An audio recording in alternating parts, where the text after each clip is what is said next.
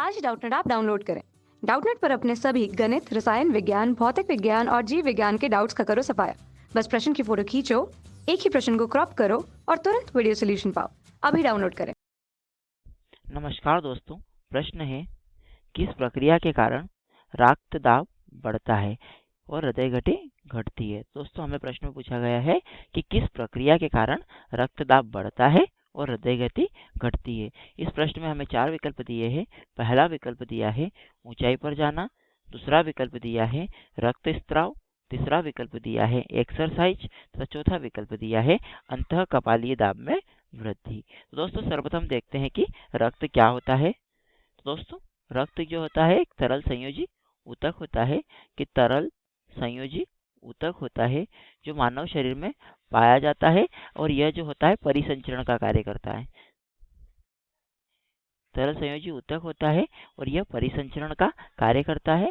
यह मानव शरीर में पाया जाता है। इसके अंतर्गत मुख्यतः लाल रक्त कणिकाएं, श्वेत रक्त कणिकाएं एवं प्लेटलेट्स यानी कि विम्बाणु होते हैं जो कि रक्त का थक्का जमाने के लिए आवश्यक होते हैं। अब हम बात करते हैं रक्तदाब की। तो दोस्तों, रक्तदाब जो होता है,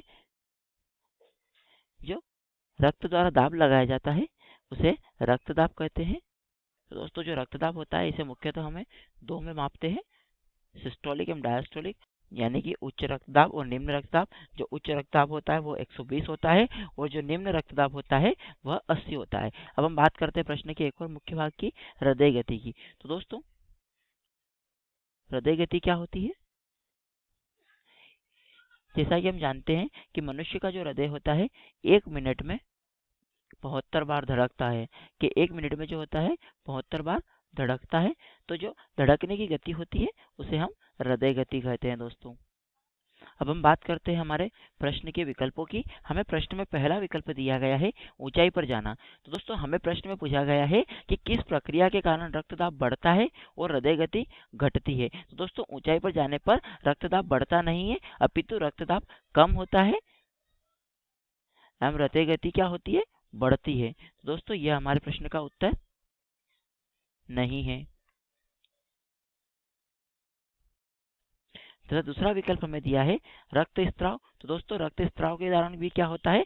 रक्तदाब बढ़ता नहीं है एवं हृदय गति बढ़ती है, घटती नहीं है। तो यह भी हमारे प्रश्न का उत्तर नहीं है। एक्सरसाइज के दौरान भी क्या होता है दोस्तों कि हृदय की गति बढ़ती है एवं रक्तदाब भी बढ़ता है। तो यह भी हमारे प्रश्न का उत्तर नहीं है। तथा चौथा विकल्प हमें दिया गया है कि अंतःकपाली दाब में वृद्धि। दोस्तों, जो अंतःकपाली दाब में वृद्धि के कारण क्या होता है कि जो रक्तदाब होता है, यानी कि हमारा ब्लड प्रेशर भी हम बोलते हैं, जो रक्तदाब होता है वह बढ़ता है, कि जो रक्तदाब होता है वह बढ़ता है एवं जो हमारी हृदय की गति होती है वह कम होती है।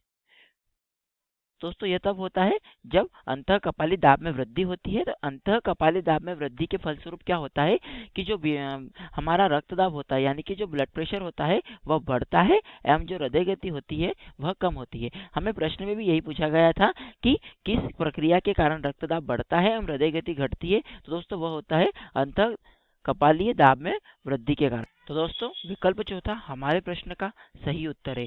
उम्मीद करता हूं दोस्तों आपको प्रश्न का उत्तर समझ में आया होगा। धन्यवाद। कक्षा 6 से 12वीं से लेकर नीट, IIT, JEE वो एडवांस के लेवल तक 1 करोड़ से ज्यादा छात्रों का भरोसा। आज ही डाउनलोड करें डाउटनेट ऐप या व्हाट्सएप करें अपने सारे डाउट्स 8400 400 400 पर।